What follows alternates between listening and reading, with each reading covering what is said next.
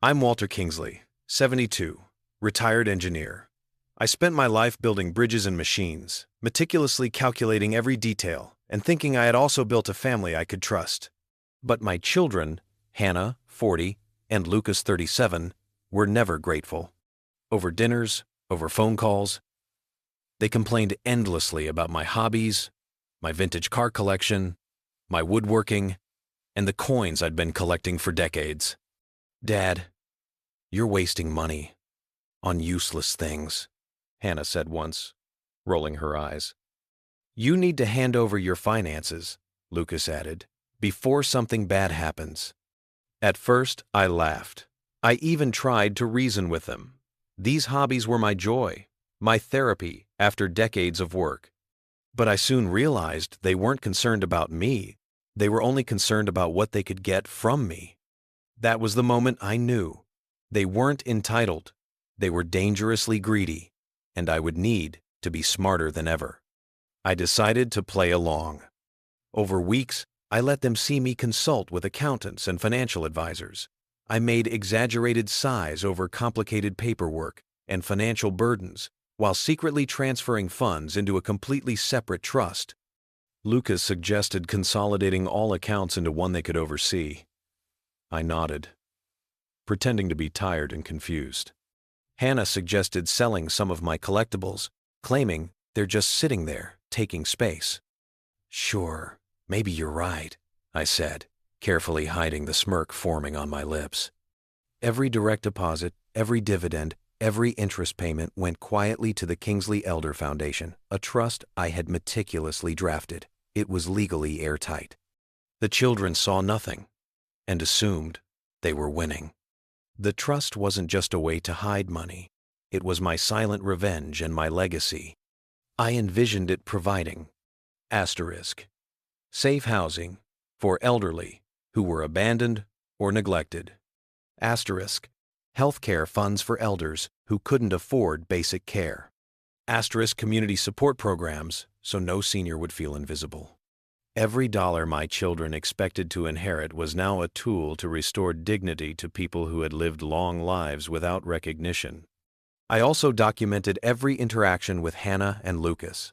Every nag, every insult about my hobbies, every manipulative comment went into a personal journal. If anyone ever doubted my motives, the record would prove their entitlement and disrespect. Life went on. I pretended to grumble over finances. I let them advise me and felt the thrill of watching them plan and plot against me, while completely unaware. They argued about how much control they would have, which investments they could liquidate, and when they'd finally inherit my money. I laughed quietly to myself, remembering the countless hours I spent mentoring them in math and life. None of it mattered to them, except their cut of my life savings. At night, I tinkered in my workshop, rode my vintage car, and volunteered at the local senior center.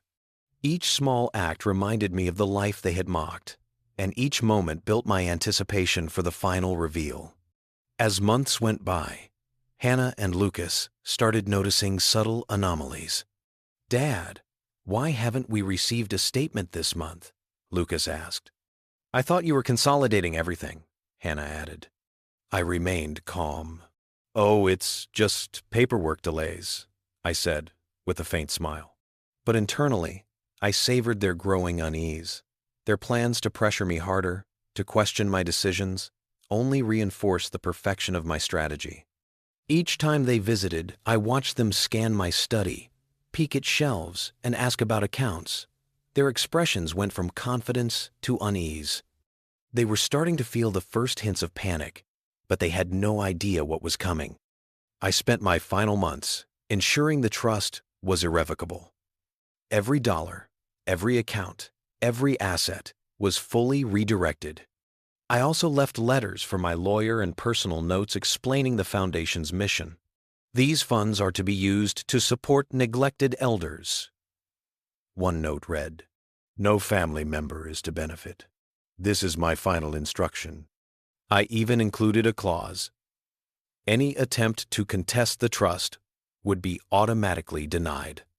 During this period, I shared joy openly. teaching woodworking classes, visiting friends, attending community events. My children continued to complain, never realizing that the more they tried to control me, the stronger my revenge became. After my passing, Hannah and Lucas received the expected documents, the will. They eagerly scanned for accounts, property, and liquid assets. But instead of access, they found a rejection letter from the foundation. As per the wishes of Walter Kingsley, all funds have been allocated to the Kingsley Elder Foundation. No disbursement to family members will occur. The foundation is irrevocable. Shock, anger, denial. For decades, they had mocked my hobbies, belittled my passions, and pressured me for money. Now, every expectation they had, every calculated plan, crumbled to nothing. The irony was almost poetic. Every dollar they had anticipated was now making lives better for those who truly deserved it. My revenge was complete quiet, intelligent, and legally flawless. I had transformed betrayal into a meaningful legacy. Every elder housed, every need fulfilled by the trust, reminded me that patience and foresight could turn greed into justice. Hannah and Lucas would likely never fully understand my satisfaction. They would squabble, argue, and maybe even feel bitter. But for me, I had finally built something permanent. A bridge from betrayal to justice, from greed to legacy. I had taught them, in the calmest, smartest way possible, that entitlement has consequences and that true wisdom can quietly outmaneuver even the closest family. Thank you for being here. If you enjoyed this, go watch the one on the left and don't forget to hit like and subscribe to the channel for more tales of triumph over injustice and a saga of ultimate revenge.